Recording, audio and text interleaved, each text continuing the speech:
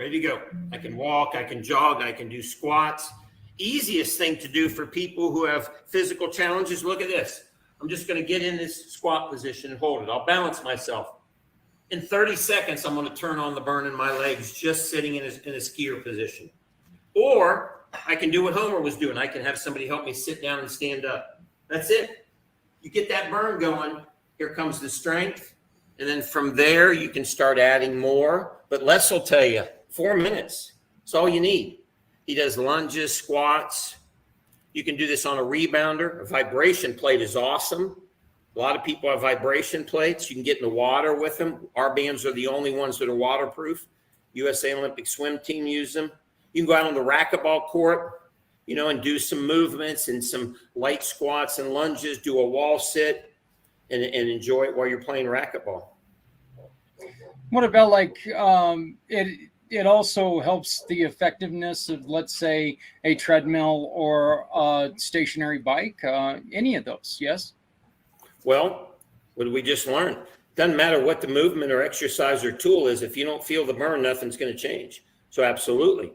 It's very difficult to get on an exercise bike or a treadmill unless you are one of those models on TV. Then you can climb the hills, right? The Peloton hills, right? Yeah. You never see a 55-year-old guy like 59-year-old guy with 3 joint replacements on the Nordic Track commercial, do you?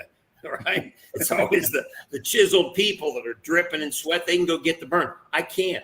Now, I look like I can, but I've got 3 joints replaced. If I go run sprints, do heavy weights, I'm heading for big problems. I'm going to hurt. Probably won't be able to walk. Might tear up one of my implants. So, what's great for me, like many people who are injured, I feel like I'm in my 30s. I can function. I'm not going to go run the marathon, but I can go do anything I want to do. I can travel, hike, feel young, feel great, have energy, but I can do the exercise that I need to do with the bands. So if you put the bands on, say, and get on a treadmill and just bump up the elevation, go for 2 or 3 minutes, you're going to get the burn. You'll be done. You'll be done 3 minutes, Zach. Wow, that's amazing. So people who have, like I was talking to my mom with her bone degeneration, helping to strengthen those muscles around is going to slow down that bone degeneration, will it not? Yes. Well, let's go one step further, Zach. Bones don't stay right here. They either get weaker or they get stronger. So once we get into our 40s and 50s, right? So what's required to strengthen bones? Bones do not, people think I have to mechanically load the bone. No. See, that's another myth. You have to use load to create the hormonal response. Let me tell you where this comes from. I create the burn in my muscles. I can do it with light exercise, BFR. I can do it with heavy weights. Now I get a post-exercise release of growth hormone. That goes down into the liver and stimulates bone-specific alkaline phosphatase, which turns on bone density. The body basically says, hey, Zach, I know what you're doing. You're working those fast-twitch muscle fibers. You're doing vigorous exercise. I'm going to make you better. That's what the body does. I'm going to adapt you so you can do it better next time. So I'm going to strengthen your bones. I'm going to give you some growth hormone. I'm going to make your muscles and ligaments and tendons more pliable, right? If you don't, the body goes, you're not doing nothing, and it just basically just rots. So the body is an adaptive machine. You've got to stimulate it. The myth that we need to break out there is that, number one, I can just go do a walk or 30, 40 minutes exercise. Time means nothing. It's irrelevant. Les just told you, 4 minutes, he's put an inch on his arms, right? So time's not the factor. The factor is go get the burn. That's what we've got to teach people. We got to teach these veterans. We got to find a way for you to engage in fatiguing exercise that you can tolerate. And BFR is perfect. And when you get to try it, Zach, it's going to blow your mind. Landon and Les will tell you, we'll have Les come back on here. Once you use the bands, Les, tell them. I mean, you don't go back to the old way, do you? In fact, one of the things that really surprised me is I do a called vertical, gym vertical. Only takes 25 minutes. Usually by the end of it, I'm very much breathing hard. Since I've done the bands, I can't believe how easy it is. And there's another exercise where I take and lay down with all of these bands, which is equal to a couple 100 pounds. I mean, I've got to increase it about 25% because it's so easy now. And that's one of the things that Dr. DeBoard has mentioned is a lot of the athletes, when they start, they're skeptical. And so he has them do the bands one day and their regular procedure the second, and then bands. As he said, give me 30 days. Well, usually after about 2 weeks, they find out they're blowing through their regular routine, and they actually increase the bands day and reduce the routine day because the power and the growth was coming from the bands. So it's just unbelievable. And my wife has noticed that her muscles are much more operational. I mean, she said it's like they're thicker. And one of the things I told my doctor today is one of the things I've noticed is I'm standing up straighter without trying. And because the muscles are becoming much more stronger in my back. And I'm not exercising my back. I'm just doing the lunges. And lunges 4 minutes. And then the curls, 3 sets of 30. And then I leave the burn on for 4 minutes. And then I take everything off. See, and that's the whole point. So like even with running, I'll train half the time with the bands on. And then when I go out, my performance is so much better. But because I'm not pounding my body, I'm not getting injured. I have no pain. And that at 63, I'm like, it's the first time I've been able to do this in like 6 years. It's mind blowing. That is amazing. You've used the word, and the only reason I'm asking this question is because I know that there's a lot of people who hear the word growth hormone. These are natural growth hormones. These are not anything that's outside your body that you're putting inside your body. This is all naturally produced growth hormone, correct?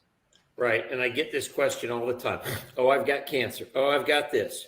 There is not one study anywhere in any published medicine or journal that natural growth hormone from exercise has a negative effect on the body, unless you have hyperpituitarism. That's different. You just got way too much, and everybody knows who that is. But that's 1% of the population. So this, oh, I can't exercise, I've got cancer. Let me tell you the actual facts now. 72% reduction in the most common forms of cancer in people who do vigorous exercise. I've got the study. I'd be glad to send it to you. So you have a 72% less chance of getting the most common if you're doing vigorous, not going for a walk. That's not going to move the needle. If you're doing vigorous exercise. Outcomes, new study on people going through chemotherapy that are able to do short bouts of vigorous exercise, significant improvements in outcome. It's the opposite of this myth out there. Ooh, growth hormone, bad. No, growth hormone is the most powerful substance in the world. Lana, I know you were going to show something there. There's this doctor, Catherine Schmitz. She's been studying cancer for 20 years and high intensity exercise. She's written a whole book through all the different stages of treatment. And there are different ways for different types of cancers and different surgeries. There are different modalities that you can and can't use. However, high intensity exercise, however you choose to do it, is absolutely safe and encouraged. Yet, are there any drawbacks from using these bands? Have you had anybody who has struggled with the bands at all? Well, occasionally somebody overdoes it, right? And they're sore, or they're tired, or they get a bruise. I mean, I've got 32,000 people. Nobody's ended up in the hospital. Nobody's, but think about this. If you're not used to exercising and you go to the gym and you overdo it, it's going to be a rough day tomorrow. Yep. Oh, yeah. Occasionally, but that's rare. Here's a big one. It's rare that you ever get sore doing this. You might get sore the first time or the second time, but Les and Lana, Les is building muscle in 4 weeks like he's powerlifting. Les, how many times have you been sore? First couple days. First couple days. Yeah. In contrary to, if he goes and lifts heavy weights today to micro tear muscle, he's going to be sore. It used to be, if I'm not sore, no pain, no gain. Remember that? Yep. Oh, yeah. That's out the window. It's no pain, all gain now. It shouldn't be any pain. There shouldn't be any, except for your first time or two. I can go and do the craziest, hardest BFR workout. Now, I don't go till I pass out, but I mean, I go pretty far. And I mean, I don't even feel it the next day. Here's a big one, Zach. We're not micro tearing muscle. See, people think you got to tear it. No, sorry. That's just a side effect of using mechanical overload to create lactic acid. That's all it is. So one method, mechanically overload the muscle, micro tear it, create lactic acid, build muscle. Another method, use BFR half the weight, don't micro tear anything, create the burn, build the muscle, and you actually build it faster. Okay. I got some beautiful friends who are expecting children. This is a wonderful, wonderful way for women who are going through pregnancy to work their bodies without. Well, they want to talk to their doctor. Yeah. Right. We always tell, look, if you're going through pregnancy, go talk to your doctor. Okay. And we provide all kinds of studies to share with the doctors. But if the doctor says, I don't want you doing high intensity, vigorous exercise, you shouldn't do BFR, but they don't say that very often, right? Especially with women who have already been doing vigorous exercise. Now, if a lady gets pregnant, she's 3 months, first try, second try, we're not going to take her in the gym and put her in a 45-minute CrossFit, are we? Right? No, right? no. So we're not going to put the bands on and go get a crazy burn on her. We're going to let her get through her pregnancy, right? When she's ready to come back, I can tell you the women postpartum do this. You're shocked how My fast. daughter, postpartum, she's an aerialist. It took her like literally 2 to 3 weeks. And she was blown away. She was so skeptical. But right after the baby, she was nursing, and she bounced back super fast.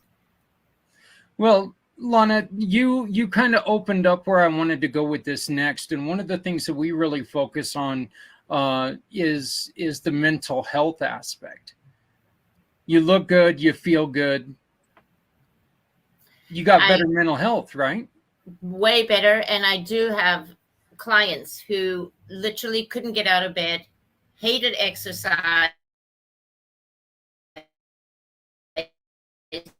like 5 minutes a day. And I have got them so hooked now, they feel like a different person. It's like, and they're slowly reducing their antidepressants and anxiety meds because they're able to get that the health in their brain and the blood flow, and just a whole different outlook on life.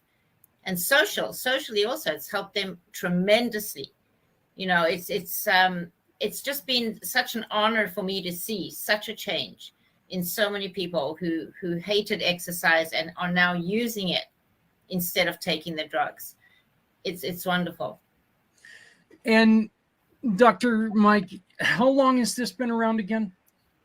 Well, it was discovered by accident in Japan in the 60s. It took Dr. Sato about 40 years to perfect it. So it really became popular in about 2005 to 10 in Japan. We found it in 2013 in the World Championship Games, and the Japanese athletes brought it over here with a group. I'm going to give all that credit to Dr. Jim Stray-Gunderson, our science advisor. He's one of the pioneers. You know, I joined him about a year after it was brought here. And then it took some years. We first thought Olympic athletes. Dr. Jim pioneered Olympic athletes, and he started working on recreational athletes. Then I came on board and realized, hey, this is everybody, right? We launched B3 Sciences in October of 2019. And I didn't have the Los Angeles Lakers, the Kansas City Chiefs, Mark Wahlberg, Nick Cannon. I didn't have all this, right? I didn't have hundreds of doctors. Didn't have awesome people like Les and Lana. So this was a big push up a hill to get people to even try it. Now, we're 3.5 years later, we got over 30,000 people, and this thing's on a rocket ship. It's going to go it's going to go all across the country. You mean you walk in a PT center, 20% of the therapy centers have them now. Every NFL training room is doing this. I mean, that'll tell you what you need to know right now. Every NFL training room is doing this on their athletes, and it started in rehab. Now what they're seeing is they're taking it out. They've slowly started taking out to the weightlifting, right? Because you're changing paradigms. But the older guys are all saying, I don't want to lift heavy weights. Give me the bands. So now all of a sudden you're seeing this big wave of older NFL guys in the league that have switched over to BFR. Tell you who's coming next, the younger guys, right? But the big population, Zach, is the people out there, the 258 million adults that need exercise. 75% don't have an exercise program. 2 out of 3 are overweight. 35% are in pain. I mean, we got a lot of people to help. Okay. Yeah. Well, as we have discussed, I do have quite a bit of experience with physical therapy. It's basically become part of my life for the last 9 years since the motorcycle accident. Not always a lot of fun. So any substitute to that, I'm all in on this. Lana, you really wanted to delve into some of the mental aspects about this. Well, I did a little bit of research, on top of my experience, and everything I've read. Physical exercise, high intensity physical exercise, can increase the levels of BDNF, which is your brain derived neurotropic factors.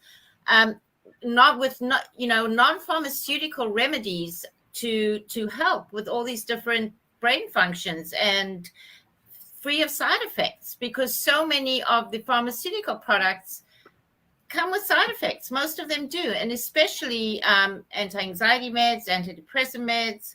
It's so I did quite a bit of and there's nothing mind-blowing other than time after time after time again. Each study shows from way back 2005 to now, how high intensity exercise, that's the big piece missing. And the more the common thread right now that's happening in the medical industry, it's not about treating sick patients anymore. It's about preventing. And the key is about lifestyle. It's exercise, it's nutrition, and it's mental health and socialization. And if you can put those things into your life, these things can be prevented naturally. So, that's kind of the philosophy I live by and work with my clients, and how I lived my life, and has enabled me to cope with my daughter's cancer in the best way possible. I can't tell her what to do, but I can guide her, and I see the changes.